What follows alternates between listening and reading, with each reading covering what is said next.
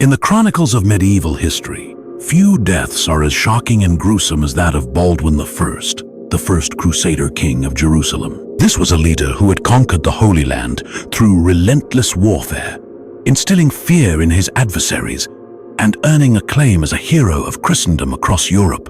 Yet, when death came to this formidable king in 1118, it did so not with the honor of battle, but with a horrific, agonizing decay that turned him into a living corpse before his final breath.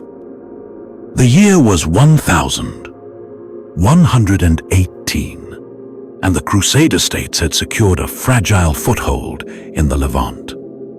Baldwin the Fat ruled from Jerusalem, a city wrested from Muslim control just 19 years prior during the First Crusade. The region was a volatile mix of competing factions, with Christian realms established by European nobles existing alongside powerful Muslim states, determined to reclaim their lands. Baldwin's reign was characterized by continuous warfare, strategic alliances through marriage, and the delicate task of maintaining European support while ruling over a mainly non-Christian population. Baldwin earned his crown through pragmatic ruthlessness and military skill. Born Baldwin of Boulogne, he had joined his brother Godfrey of Bouillon on the First Crusade. Unlike many contemporaries driven solely by religious zeal, Baldwin had a shrewd mind that recognized opportunities amid the chaos of the Holy Land. He founded the county of Edessa before ascending to the throne of Jerusalem, ruling through a mixture of fear and respect. His court blended European nobility and local officials, showcasing his adaptability in managing a conquered realm's complex dynamics. The chain of events leading to Baldwin's dreadful death began during what should have been a routine military expedition to Egypt in the spring of 1118. The king launched a campaign to demand tribute from the Fatimid Caliphate, demonstrating both his ambition and the kingdom's ongoing need for resources. The campaign proceeded without significant trouble, but on the return trip through the Sinai Peninsula, Baldwin was struck by what contemporary chroniclers described as a sudden and severe illness. Modern scholars speculate he suffered from either acute dysentery or food poisoning ailments common and often fatal during the harsh realities of medieval military campaigns. Initially marked by stomach pain and digestive issues, Baldwin's condition swiftly worsened. Within days, his health declined dramatically. His abdomen swelled alarmingly, distending far beyond normal limits as severe infections ravaged his digestive organs. The king's skin turned a sickly pale shade before shifting through an unsettling spectrum of discolorations, caused by toxins accumulating in his bloodstream. Contemporary reports reveal that Baldwin's body began emitting a stench so overwhelming that even his most devoted servants struggled to enter his tent without gagging. The medical understanding of the 12th century was woefully insufficient to treat such a severe internal infection. Baldwin's doctors, relying on the limited remedies of their era, could only offer prayers and herbal concoctions, which proved utterly ineffective against the devastating bacterial assault ravaging the king's organs. As the infection advanced, Baldwin's abdomen grotesquely swelled. His skin stretched taut to hold the gases and fluids produced by the decaying tissue inside. The once powerful monarch transformed into a bloated shadow of his former self, barely recognizable as human. The psychological strain on Baldwin's retinue was profound. These hardened warriors, accustomed to the brutal realities of medieval warfare, found themselves overwhelmed by the sight and smell of their rotting king. Servants resorted to drawing lots to decide who would brave entering the king's tent. And even then, they could only endure brief moments before the overpowering odor forced them back into the desert air. Baldwin himself remained conscious for much of this ordeal, trapped inside his deteriorating body, fully aware of his grotesque decay and the horror he inspired in those around him. As his condition worsened, his body began to leak fluids from his skin and natural openings. The internal pressure from expanding gases and toxins forcing any available outlet, turning the once mighty ruler into a vessel of corruption that defied nature. Despite the restrained tone typical of chroniclers of the time, writers like William of Tyre captured the profound horror of the situation. Decades later, William described how Baldwin's tent became unbearable, compelling attendants to erect fabric barriers and burn incense in a futile effort to mask the overwhelming stench of decay. The final hours of Baldwin's life were merciful for all. When he died on the 2nd of April, 1118, near the fortress of Alarish, his body had decomposed so extensively that immediate burial was impossible. The desert heat had hastened the decay, requiring his remains to be handled with extreme care to prevent complete disintegration.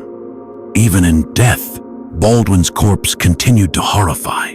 During burial preparations, the buildup of gases and fluids within his body caused it to rupture, releasing a flood of putrid matter that shocked even the seasoned gravediggers, accustomed to battlefield deaths. Baldwin Mine's death sent shockwaves throughout the Crusader states and beyond. This was a king who had once seemed invincible, brought low not by war or politics, but by the failure of his own body. The manner of Baldwin's death sparked intense theological debate among medieval chroniclers. Some viewed it as divine retribution for his harsh treatment of Muslim populations, while others saw it as a test of faith that he ultimately failed. Practically, Baldwin's passing without a clear heir triggered a succession crisis that troubled the kingdom of Jerusalem for many years. His grim demise became more than a political event. It was used by chroniclers as a moral lesson on the fleeting nature of worldly power and the inevitable equality of death, which spares neither king nor commoner. The detailed contemporary records of Baldwin's final days offer modern historians rare insight into medieval perspectives on disease, death, and divine will. These narratives also underscore the profound medical helplessness of the era, when even kings could be reduced to decaying corpses by illnesses now easily treated. Baldwin's death sheds light on the broader realities of life in the Crusader states, European outposts in the Middle East that faced threats not only from warfare, but also from unfamiliar diseases. The harsh climate, new foods, and poor sanitation during military campaigns created ideal conditions for infections like the one that claimed Baldwin.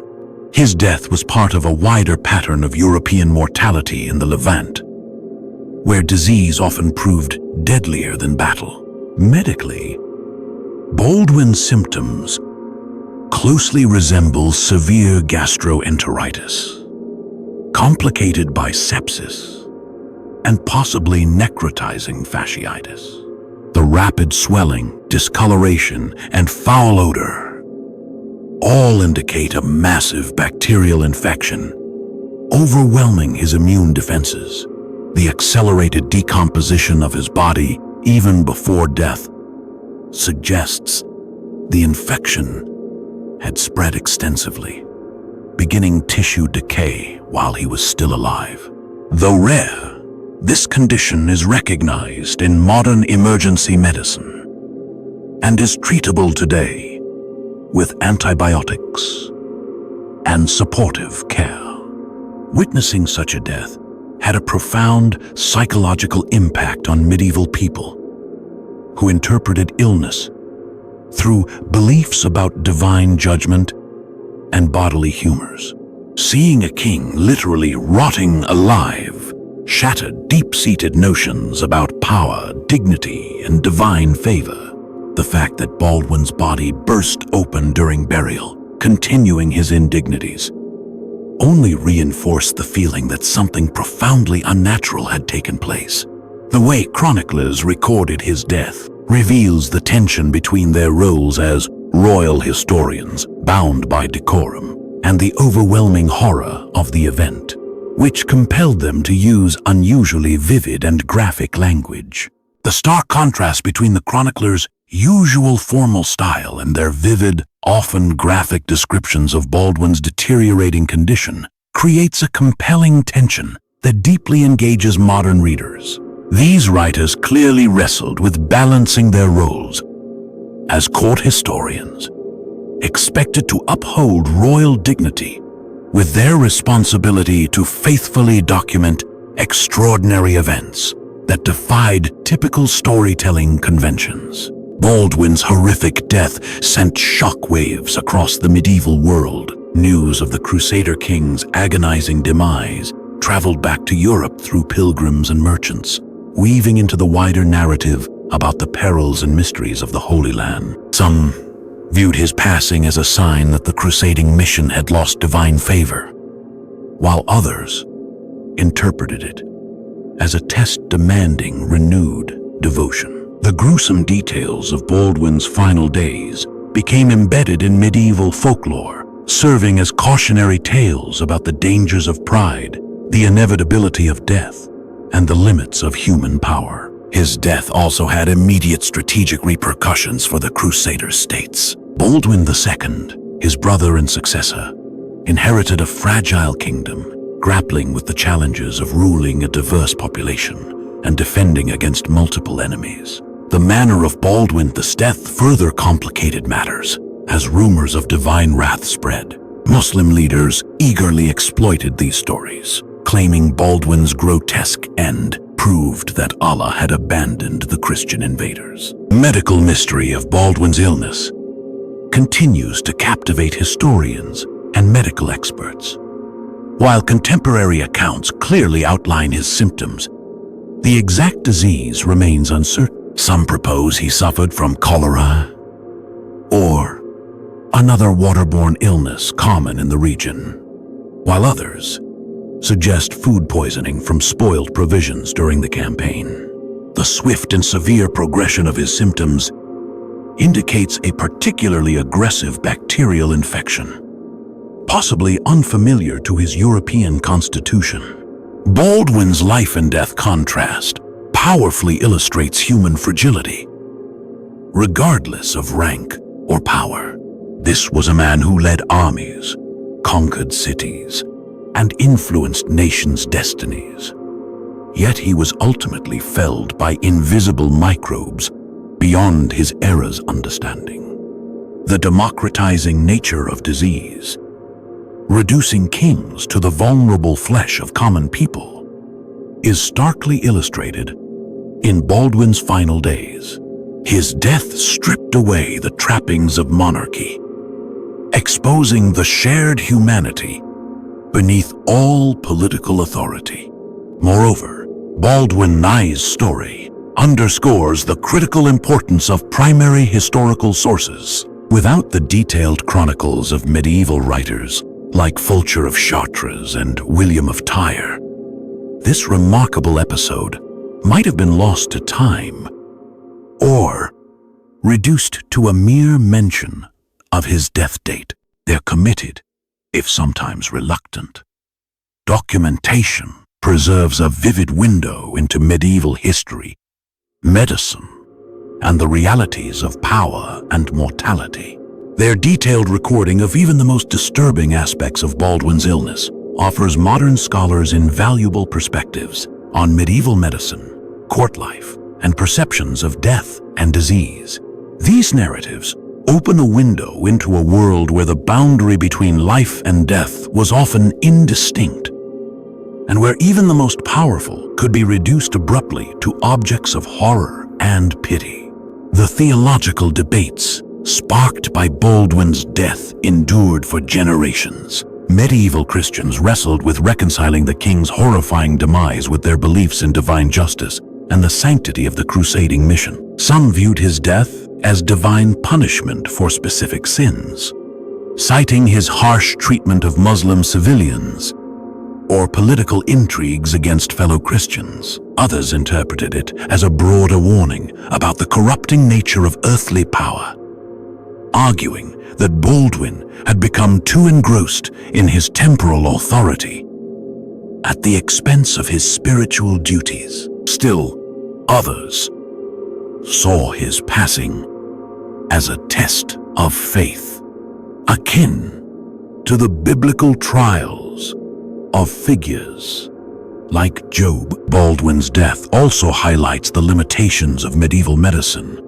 and the perils of military campaigns in unfamiliar territories. Despite their training in contemporary medical knowledge, the king's physicians were helpless against the aggressive bacterial infection consuming him. Their reliance on bloodletting, herbal treatments, and prayer was entirely ineffective. This helplessness was especially striking given Baldwin's status as one of the most powerful men of his time, with access to the finest medical care available. The social dynamics during Baldwin's final days reveal key facets of medieval court culture and hierarchy. Despite the repulsion caused by the king's deteriorating condition and the unbearable stench, his servants and nobles remained bound by duty and protocol to attend him. The chronicles describe a delicate balance of obligation and revulsion as courtiers struggled to uphold the dignity of kingship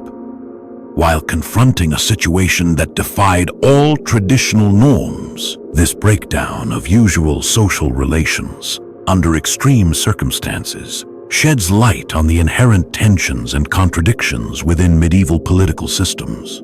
The survival of Baldwin's story in multiple chronicle traditions underscores the importance medieval writers placed on documenting extraordinary events, even those that challenged standard narratives about royal authority and divine favor. The graphic nature of these accounts was exceptional for the era, when chroniclers typically maintained a respectful distance from the harsh realities of death and disease. The corroboration of key details by multiple independent sources indicates that Baldwin's condition was so shocking, it transcended typical literary conventions, demanding candid and unembellished record-keeping. The impact of Baldwin's death reached far beyond the immediate confines of the Crusader territories.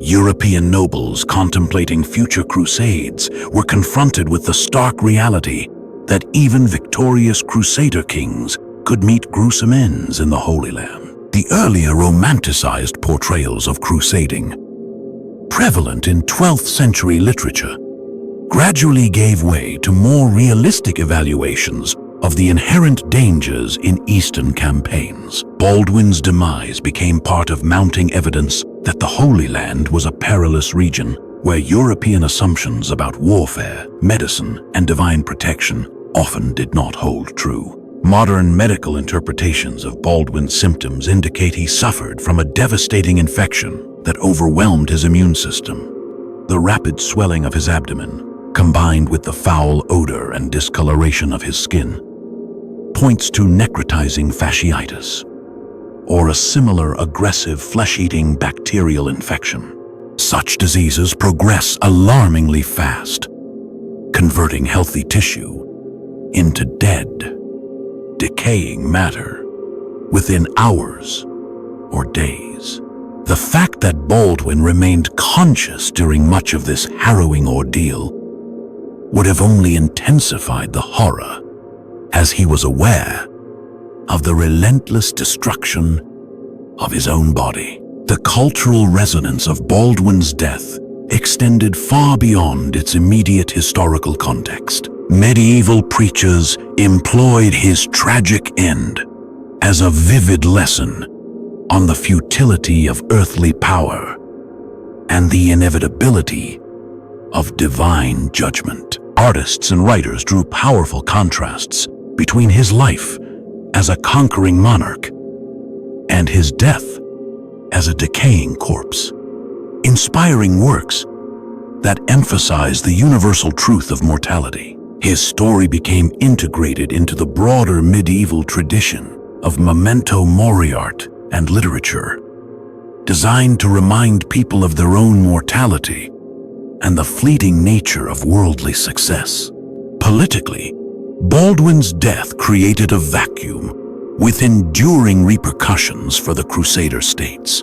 His brother and successor, Baldwin II, inherited a kingdom already burdened by threats from formidable Muslim leaders like Il-Ghazi of Mardin and the rising influence of Zengi in Aleppo. The horrific nature of Baldwin I's death, perceived as a sign of divine displeasure, weakened his successor's ability to maintain the aura of invincibility crucial for Crusader political and military strength. The psychological shock of the king's demise rippled through Crusader society, fostering a pervasive sense of vulnerability that haunted the kingdom for years.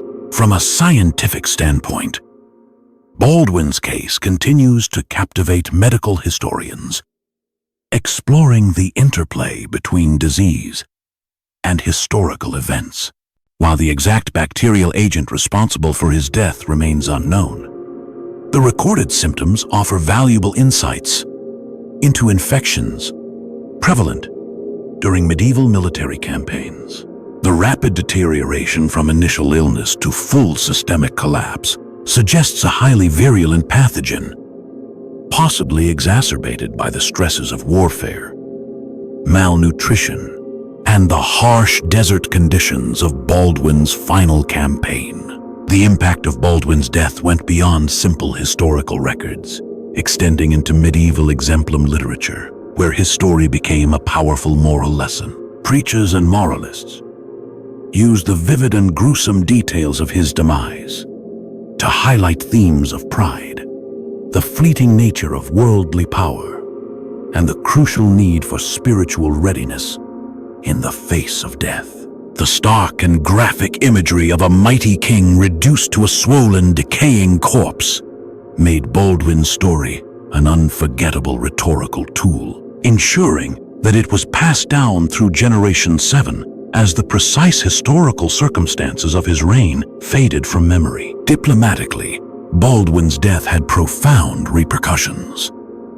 It disrupted the carefully maintained alliances and tributary agreements that were vital for the kingdom's survival. His successors were forced to rebuild these relationships from a position of weakened authority, as the terrible manner of Baldwin's passing shattered the image of Crusader invincibility, a key factor in previous negotiations with Muslim powers. News of Baldwin's horrific end spread swiftly throughout the networks of merchants, pilgrims, and diplomats that connected the medieval Mediterranean, becoming part of the wider narrative surrounding Crusader fortunes in the Holy Land. The psychological impact of witnessing Baldwin's decline deeply affected the Crusader court and military leaders. Contemporary reports recount the difficulty servants and nobles faced in approaching the king during his illness. Some historians argue that these traumatic experiences influenced subsequent changes in court protocols and medical practices. The horror of watching a living king decay challenged core beliefs about royal dignity and divine favor, forcing those around him to reconcile their experience with their religious and political convictions. Moreover, the preservation of multiple detailed accounts of Baldwin's death across various chronicle traditions sheds light on medieval historical practices. Chroniclers' choice to include such graphic descriptions, despite typical conventions aimed at preserving royal dignity, indicates their recognition of the event's extraordinary nature and its significance in understanding the wider Crusader history. These narratives offer some of the most vivid medical depictions from the medieval era, granting modern scholars rare insights into the progression of severe infections long before the advent of antibiotics and modern surgical care. The tale of Baldwin I's death stands as a striking reminder of the immense human toll behind medieval political ambitions and the ever-present shadow of death in that era. His rapid decline from a powerful, conquering king to a decaying corpse within days highlights the fragility of life at a time when medical knowledge was rudimentary and infections could devastate the body unchecked. The vivid, often gruesome accounts recorded by medieval chroniclers ensure that Baldwin's story still captivates and unsettles readers today, acting as a bridge between today's often sanitized view of death and the harsh realities of medieval mortality. Baldwin's tragic end raises deep, enduring questions about the nature of power, mortality, and human dignity. His story reminds us that all earthly power is fleeting, and death is the great equalizer, sparing neither kings nor commoners. The medieval chroniclers, who faithfully documented his final agonies, recognized this universal truth, and their candid narratives stand as a powerful testament to the democratic inevitability of mortality and the ultimate futility of worldly ambitions when faced with the stark reality of bodily decay and death.